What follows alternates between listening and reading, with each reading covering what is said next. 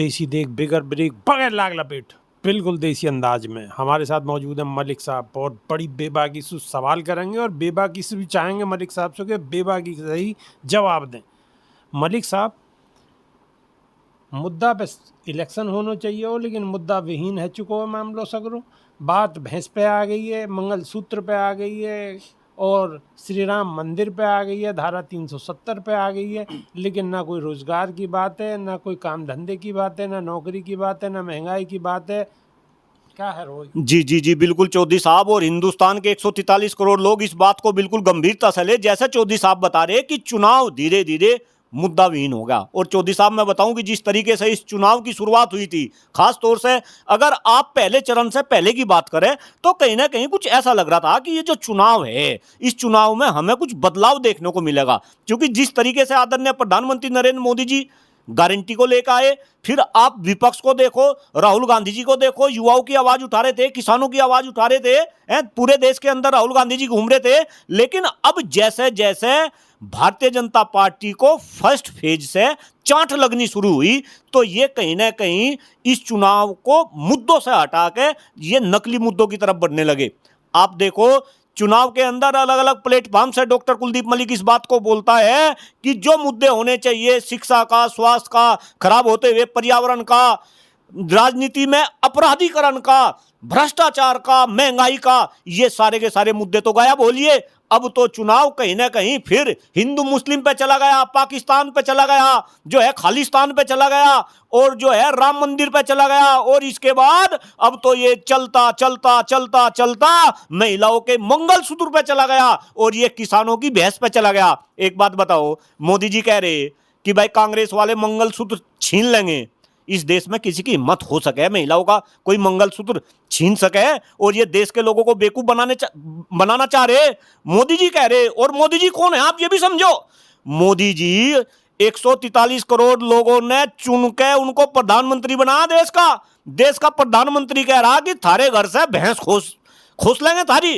अरे इस तरीके के चुनाव में ये बात करने की होती है। और हिंदुस्तान के 143 करोड़ लोग इस बात को ध्यान में दे रखे कि अगर इस तरीके की बात चुनाव में हो रही, तो कहीं ना कहीं चुनाव को मुद्दा विहीन बनाया जा रहा, चुनाव को मुद्दों से भटकाया जा रहा। इस चुनाव के अंदर जो सबसे बड़े मुद्दे होने चाहिए थे, पहली तो बात मुद्दे वे होने चाहिए थे कि जैसे प्रोमिस भाजपा ने 2014 में किए थे, जिन मुद्दों को लेकर भारतीय जनता पार्टी ने अपनी सरकार बनाई थी, वे मुद्दे तो अब गायब कर दिए। भाई कहां तो भ्रष्टाचार गया, कहां महंगाई गई, कहां काला धन गया, कहां 2 करोड़ युवाओं को प्रतिवर्ष रोजगार गया, कहां हिंदुस्तान की अर्थव्यवस्था गई, और कहां गंगा की सफाई गई, कहां 100 स्मार्ट सिटी गए, कहां युवाओं को रोजगार दिया। तो ये सारे मुद्दे तो जो है गायब हो गए। अब ये फिर इसे जो है मुद्दा विहीन बनाना चाह रहे। लेकिन मैं विनम्र निवेदन करता हूं हिंदुस्तान के 143 करोड़ लोगों से, और खास तौर से जो विपक्ष के लोग भी है, भाई विपक्ष के लोग भी इन सत्ता पक्ष वालों को मुद्दों में घेरे। आप राजनीति में अपराधीकरण की बात करें, मैं चौधरी साहब आपको बताऊं, आपने सुना होगा अभी मीडिया के अंदर भी कहीं कहीं छुटमुट ये खबरें आ रही।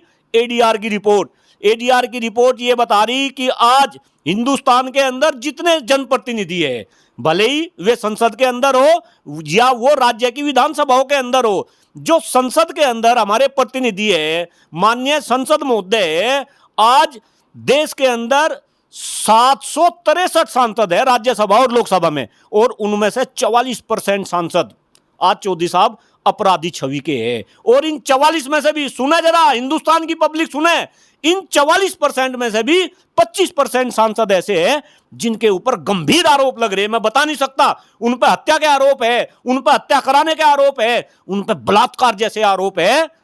और देश के प्रधानमंत्री जी क्या कह रहे थे कि भाइयों बहनों, मैं राजनीति से अपराधीकरण को खत्म कर दूंगा। क्यों भाई, यह मुद्दा क्यों नहीं बनता? आप राज्यों में आ जाओ, विधानसभा, देश के अंदर 4000 से ज्यादा आज विधायक है। इन विधायकों में से भी 40% विधायक आज जो है आपराधिक छवि के हैं। और चौधरी साहब, अब तो सब पार्टियों ने लगभग सब जगह प्रत्याशी डिक्लेयर कर दिए। अभी भी जितने प्रत्याशी डिक्लेयर हुए सबके आप हल्फनामे देखो, उनमें से भी कितने % प्रत्याशी ऐसे हैं जो आपराधिक छवि के हैं। क्यों भाई, क्यों बात नहीं करते? अलग अलग पार्टी के नेता क्यों बात नहीं करते? देश की जनता इन नेताओं से क्यों नहीं पूछती कि ये अपराधी छवि के लोग जब संसद के अंदर जाएंगे, ये किसका भला करेंगे? ये जनता का भला तो करने के नहीं, ये तो कहीं ना कहीं देश को बर्बाद करने का काम करेंगे। तो बताओ कौन बात कर रहा चौधरी अब साहब? आप एक बात तो बताओ, आप तो बात कर रहे हो आपराधिक छवि की। जो आंखन के सामने जो अपराध हुए हैं, गाड़ी चढ़ी है, किसान मरे हैं, दुनिया भर के लुटे पिटे हैं, हाँ बिल्कुल, हाँ बिल्कुल, यही तो इस देश का दुर्भाग्य है चौधरी साहब। टिकट मिले हैं हाँ। उन्हें, फिर लड़ रहे हैं। जिस सांसद के जिस केंद्र के मंत्री के बेटे ने किसानों के ऊपर गाड़ी चढ़ा दी और 4 किसानों की जो है हत्या कर दी, उसके बाप को फिर टिकट दे दिया और आप उसे भूल लो। अरे आप ये देखो, ब्रजभूषण शरण सिंह, आप क्या सोच रहे? उसके लड़के को अगर टिकट दिया, अगर उसके लड़के को भी टिकट दिया, तो आप ये समझो, देश की जनता ये समझेगी कहीं ना कहीं टिकट ब्रजभूषण शरण सिंह को दिया, क्योंकि दोनों का डीएनए एक है। ये पब्लिक का बेवकूफ बनाना चाह रहे। पब्लिक बेवकूफ बन जाएगी का? कहीं ना कहीं पब्लिक को समझना चाहिए। मैं तो अपील करता हूं आपके चैनल के माध्यम से जी कि ये जो है परिवारवाद ना है ये। हाँ, अब ये देख लो, ये आपने और दूसरा मुद्दा, ये खुद तो कहेंगे परिवारवाद, और मैं कह रहा भारतीय जनता पार्टी से ज्यादा परिवारवादवादी पार्टी हिंदुस्तान में मैं तो ऐसा नहीं देखी कहीं पे। चौधरी साहब, अगर मैं इनका एक एक रिकॉर्ड आपको बताने लगूं, आप मुझे बताओ, आज अगर मीडिया के अंदर सबसे ज्यादा कोई चेहरा दिखता है तो वो केंद्र में मंत्री है अनुराग ठाकुर। कौन है अनुराग ठाकुर? कौन थे अनुराग ठाकुर के पिता कौन थे? बताओ कौन थे? हिमाचल प्रदेश के मुख्यमंत्री। दूसरे केंद्रीय मंत्री का मैं नाम गिनवा रहा, आप बात करो धर्मेंद्र प्रधान। कौन है धर्मेंद्र प्रधान? देखो उनके पिता कौन थे, धर्मेंद्र प्रधान के पिता। तीसरा नाम मैं ले रहा, बड़े कद्दावर केंद्र में मंत्री है पीयूष गोयल। जानो पीयूष गोयल कौन थे? तो कहीं ना कहीं आप जो है फिर राजनाथ सिंह के लड़के की बात करो, हमारे बराबर में ही बैठे।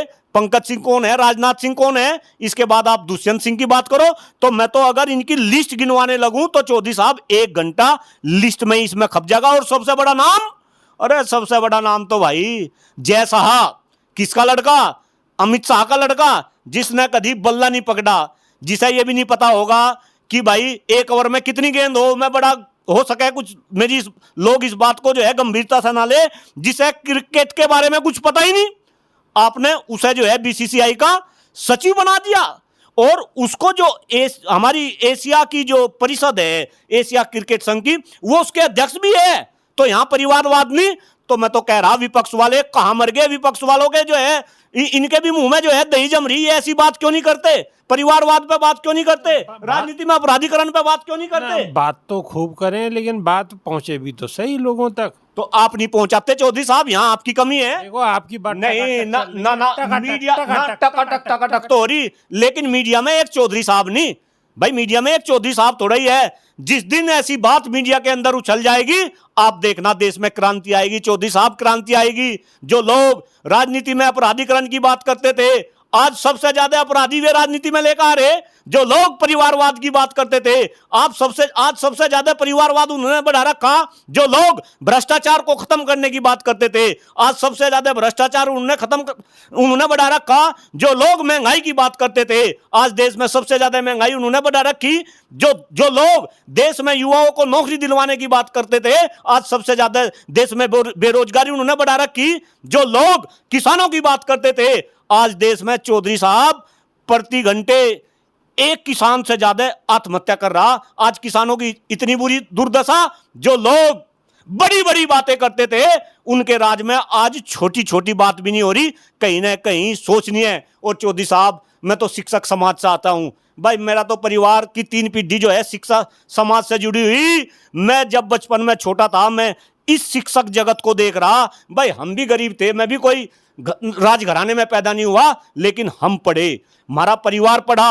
आज सारा का सारा क्षेत्र हमारे परिवार को पढ़ाई के नाम से जान रहा, और हम अपना बढ़िया काम कर रहे। लेकिन आज तो भाई गरीबों का बच्चा नहीं पढ़ सकता। मैं तो कल एक टीवी चैनल की डिबेट में था, एक भारतीय जनता पार्टी के बड़े नेता थे। कहीं ना कहीं डिबेट तो वो चुनाव के ऊपर हो रही थी, लेकिन मेरा तो अक्सर प्रयास रहे कि वो सारी की सारी डिबेट को मैं मुद्दों पर लेकर आऊं। तो वहां शिक्षा व्यवस्था के ऊपर बात होने लगी।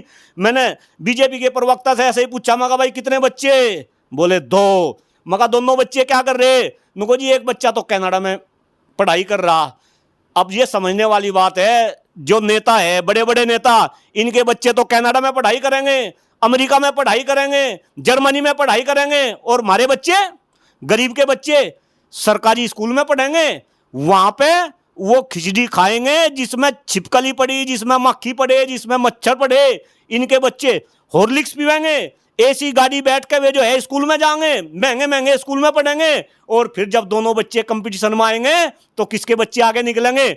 ओबियसली इनके बच्चे आगे निकलेंगे। यानी कि हम तो गरीब के गरीब और ये धन्ना सेठ बनते जाएंगे। क्यों भाई चौधरी साहब, इनकी बात क्यों नहीं होती? पर आप ज्यादा टेंशन मत लो, केजरीवाल जी ने इंतजाम कर दियो चौधरी पूरा। साहब एक बात बताओ, अगर मैं टेंशन नहीं लूंगा तो क्या पाकिस्तान वाले टेंशन लेंगे? केजरीवाल खालिस्तानी टेंशन लेंगे? क्यों केजरी- टेंशन? ना ना ना, यह बात नहीं चौधरी साहब, मैं टेंशन क्यों ना लूं? अरे देशभक्त आदमी, देश पे मरूंगा, देश पे मिटूंगा। और ये नेता तो ऐसे कहते हैं, लेकिन डॉक्टर कुलदीप मलिक का एक एक कतरा इस देश के लिए जो है समर्पित है। तो चौधरी साहब मैं टेंशन क्यों ना लूं? और मुझे तो हिंदुस्तान के जो मेरे सपोर्टर है, जो चाहने वाले हैं, जो देश में है, जो विदेश में है, अरे वे भगवान से इतनी दुआ करे भाई मैं देश के बारे में टेंशन ना लूं। मुझे तो केवल और केवल देश की टेंशन, मुझे समाज की टेंशन, और खास तौर से युवाओं की टेंशन। चौधरी साहब, जब मैं अपने बच्चों को पढ़ाता हूं बीटेक के अंदर, तकनीकी क्षेत्र में 15-15 लाख रुपए वे बच्चे देते हैं, जो है भारी भरकम फीस देते हैं, लेकिन जब उनको रोजगार नहीं मिलता, ना करे किसी के बच्चे के साथ में ऐसा खिलवाड़ हो। मैं जो है अपने सवाल को आपको ढंग से समझा नहीं पाया हो जी, अब मैं बताऊं। नहीं समझा लो आप। हाँ, मैं समझाने की कोशिश कर रहा हूँ। हाँ। केजरीवाल जी ने स्कूल बिल्कुल टकाटक कर दिए, बढ़िया हाँ। है। और अब वो कह रहे हैं, केजरीवाल जी ने ये बात कही है कि भाई मैंने ये शिक्षा जगत में बेहतरीन काम करो, और मेरे काम को देख के हाँ, बीजेपी वाले जल गए, हाँ। मोदी जी जल गए, और कहीं मेरे इन कामन को असर और देश में और प्रदेशन में पड़े, या लिया मो जेल में बंद कर दियो। हाँ चौधरी साहब देखो, मैं आपको एक बात बता दूं ना, तो ये मुझे भाजपा वाले कुछ खान को देने का, ना मुझे केजरीवाल खाने को देंगे, लेकिन जो सच्चाई है हमें वो एक्सेप्ट करनी चाहिए। दिल्ली के अंदर जिस तरीके से केजरीवाल जी ने खास तौर से स्वास्थ्य और शिक्षा को लेकर काम करा, और चूंकि मैं शिक्षक हूं, मैं तो सारी बातें देख रहा, और रिकॉर्ड, एक मिनट मेरी बात पूरी होने दो। दिल्ली के अंदर ये रिकॉर्ड है कि 5 लाख, ध्यान से सुने जरा हिंदुस्तान की जनता, 5 लाख सरकारी प्राइवेट स्कूल के बच्चे सरकारी स्कूल में आ गए। मैं फिर से मैं अपने वाक्य को रिपीट कर रहा, 5 लाख बच्चे जो कभी निजी क्षेत्र के यानी कि प्राइवेट स्कूल में पढ़ते थे, वे सरकारी स्कूल में आ गए। इस तरीके की क्रांति दिल्ली के अंदर शिक्षा क्षेत्र को लेकर हुई। और जो शिक्षा के वो थे, मंत्री थे, यानी कि जो उप मुख्यमंत्री भी थे, कौन? मनीष सिसोदिया जी, उन्हें ठाके उन्होंने जेल में डाल दिया। इसके बाद में आप स्वास्थ्य की बात कर लो, स्वास्थ्य में भी अच्छा काम हो रहा ऐसा बताते हैं। मेरे पास में कोई स्वास्थ्य का रिकॉर्ड नहीं, क्योंकि मैं जो है उस फील्ड से नहीं आता, शिक्षा का रिकॉर्ड मेरे पास में है। लेकिन जो स्वास्थ्य में अच्छा काम कर रहे थे, उन्हें ठाके इन्होंने जेल में डाल दिया। और सबसे बड़ी बात तो जो इन मंत्रियों के ऊपर इनके सरदार थे, यानी कि जो मुख्यमंत्री थे, जो आजाद हिंदुस्तान में सबसे जबरदस्त बहुमत के साथ में मुख्यमंत्री बने, इन्होंने तो केजरीवाल को भी जो है उसमें डाल दिया, जेल में डाल दिया। बस केजरीवाल की एक बात तो मुझे पसंद आई कि सबका प्रेशर था, कहीं ना कहीं ये क्या चाह रहे थे कि आम आदमी पार्टी को खत्म कर दिया जा और केजरीवाल इस्तीफा दे दे, केजरीवाल इस्तीफा। लेकिन केजरीवाल भाई वो भी ऐसा आदमी थोड़ा ही है, वो भी पढ़ा लिखा आदमी है, बुद्धिजीवी आदमी है, अधिकारी रहा है इनकम टैक्स डिपार्टमेंट के अंदर, लेकिन इस्तीफा नहीं दिया। अगर केजरीवाल जी इस्तीफा दे देते, आप देखो झारखंड में शिबू सोरेन ने इस्तीफा दे दिया था, अगर यहां भी ये इस्तीफा दे देते तो कहीं ना कहीं भारतीय जनता पार्टी वाले अपनी चाल में सफल हो जाते कि जिस प्रदेश में भी गैर भाजपाई मुख्यमंत्री हो उसे जेल में डाल दो, वो इस्तीफा दे देगा, उनकी सरकार खत्म। तो कहीं ना कहीं भाई ये तो केजरीवाल ने अच्छा काम करा, इसका मैं समर्थन कर रहा। अच्छा एक बात बताओ, अगर नंबर देने की बात आप है कि सौम्यते केजरीवाल के स्वास्थ्य पे और शिक्षा पे कितने नंबर दोगे? देखिए जहां तक आप नंबर की बात कर रहे हैं तो मुझे ऐसा लग रहा कि देश के अंदर जितनी भी प्रदेश में सरकार कर रही है, सबसे ज्यादा नंबर, मैं ऐसा नंबर तो संख्या तो कुछ नहीं बता सकता, क्योंकि हर काम में जो जितना काम करते हैं मैंने तो स्वास्थ्य और शिक्षा की बात करी। नहीं नंबर कुछ नहीं, लेकिन काम अच्छा करा, मैं उसकी तारीफ कर रहा। और जो जिस फील्ड में अच्छा काम करे उसमें तारीफ करे। मैं फिर कह रहा, देश की राजनीति के अंदर शिक्षा का मुद्दा हो, स्वास्थ्य का मुद्दा हो, बेरोजगारी का मुद्दा हो, खराब होते हुए पर्यावरण का मुद्दा हो, बढ़ती जनसंख्या का मुद्दा हो, किसानों का मुद्दा हो, दलितों का मुद्दा हो, वंचितों का मुद्दा हो, आदिवासियों का मुद्दा हो, और ये नकली मुद्दे जाति के, धर्म के, संप्रदाय के, मंदिर के, मस्जिद के, जिनके ऊपर ये देश के नेता हमें बहलाते हैं, फुसलाते हैं, और कहीं ना कहीं फिर इन नकली मुद्दों का आगे जो हमारे असली मुद्दे हैं वे बोने पड़ जाते हैं। ये सारे के सारे देश की राजनीति में असली नकली मुद्दे खत्म हो, ऐसा डॉक्टर कुलदीप मलिक का सपना है। और मुझे पता है कि डॉक्टर कुलदीप मलिक का सपना ये जीते जी कंप्लीट होगा और घर घर के अंदर डॉक्टर कुलदीप मलिक पैदा होंगे। और इन नेताओं को जो नकली मुद्दों की बात करते हैं, जो जाति की, धर्म की, संप्रदाय की, मंदिर की, मस्जिद की बात करते हैं, इनको छठी का दूध याद दिलाने का काम करेंगे जब घर घर में डॉक्टर कुलदीप मलिक पैदा होंगे हिंदुस्तान के। तो हमारे संग मलिक साहब ने बड़ी बेबाकी थे, मतलब एक बार को तो मुँह खुद लगी कहीं ऐसा ना हो बीपी बढ़ जा, लेकिन बिल्कुल दिल से बात निकली है मलिक साहब के, एक एक बात पे बड़ी विस्तार से चर्चा करी है। तो हम तो ऊपर वाले से यही दुआ करेंगे मलिक साहब को लंबी उम्र लगे और स्वस्थ रहें, क्यों लोगों को मार्गदर्शन करते रहें और शिक्षा, स्वास्थ्य, हर विषय पे मलिक साहब ने बेबाकी से अपनी बात रखी है। आपको कितनी पसंद आई और कितनी ना पसंद आई कमेंट के माध्यम से बताने की कोशिश करो, हमारी रिक्वेस्ट है। और अगर वीडियो अच्छी लग रही है तो लाइक कर दो, शेयर कर दो और ठोकते रहो, ठोकते रहो, ठोकते रहो, दूर दूर तक पहुंचा दो। नई वीडियो में फिर मिलेंगे, देसी देख, बिगर ब्रेक, बगैर लाग लपेट, बिल्कुल देसी अंदाज में। बहुत बहुत धन्यवाद, नमस्कार।